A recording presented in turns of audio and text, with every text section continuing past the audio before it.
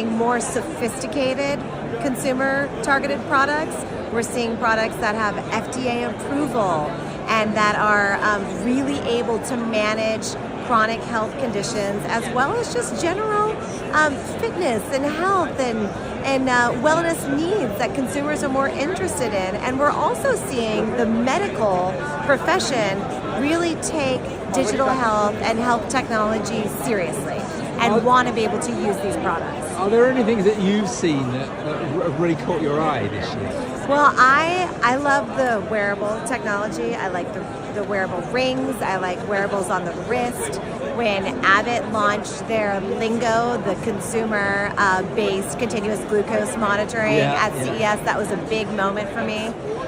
But I also love women's health tech. There's been a real surge in this type of technology because women and men are different, and our bodies are different, and our makeups are different, and our needs are different. And to see tech that really addresses challenges that women have, or even opportunities to provide women with more unique information, I think is great. The other thing we've seen a lot of is robots. And still we see these humanoid robots. Now I'm a bit skeptical about them because for years I've been coming here and seeing gimmicky robots. I remember one called Pepper that was everywhere. Yeah. And there's no real use case for them. Are we now finding a use for these things? They're advancing. Look, I'm a working mom. If I had a humanoid robot in my home that was able to sort and wash and fold laundry and cook dinner, that would be a game changer for me and my family. So tell me about it. I would love it. My wife bangs on about this and says no robot. I mean, she says I fold laundry really badly and I'm hopeless at it. See? But I'm better than a robot. Right now you are, but who knows in the future. But I think it's great. And when you think about robots and autonomous vehicles, again, being a mom with 2 children in too many sports, to be able to have them, be taken to practice in an autonomous car, that's something that I think would be great. And I love the advancements in this technology. It allows us to be more efficient. It allows people to work and also have quality time with their families. We'll see. I'm yet to be convinced, but maybe it's coming. Just on a broader base, I mean, this is an extraordinary time for the tech industry, isn't it? It's more wealthy, it's more powerful than it's ever been, but certainly outside the US, possibly inside the US, it's less trusted than ever before. In my country and a lot of Europe, we've got big concerns about the power of big tech. Does the industry need to take a long, hard look at itself?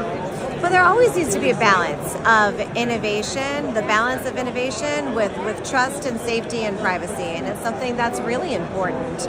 I think the tech industry is so unique because they are solving some of the world's biggest challenges. When you think of food insecurity, when you think of clean air and clean water, when you think of energy and renewables, healthcare, these are all things, mobility, transportation, these are all things that the tech industry is impacting in a major way, but it needs to be done responsibly, and there should be public and private collaboration. We invite government officials from all over the world to come to CES, to demo the products, to understand how they work, to ask questions. Because if you don't understand a technology, you can't really reasonably regulate it. And so we are not anti-regulation. We would like a federal framework for AI and for privacy. And we invite those government leaders to come here and to learn from industry so that they can develop a framework that balances innovation and safety. There's been a lot of hostility in tech towards Europe and its attempts at regulation. Shouldn't people cool down a bit? Well, Europe definitely takes a different approach with regulation. They tend to regulate first and ask questions later. We think that it's better to learn about the tech and ask questions, and then you can effectively regulate it. We think that what's happened in social media was we asked questions too late, and a lot of children have been damaged by it. There's a balance that should happen there too, and we do see that.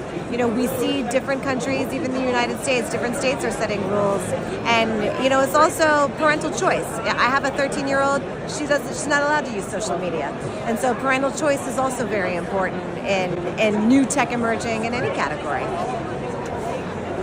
It's looking like a great show. Thank you very much. We're all looking forward to it. Thank you so much for being here. Your work is very important.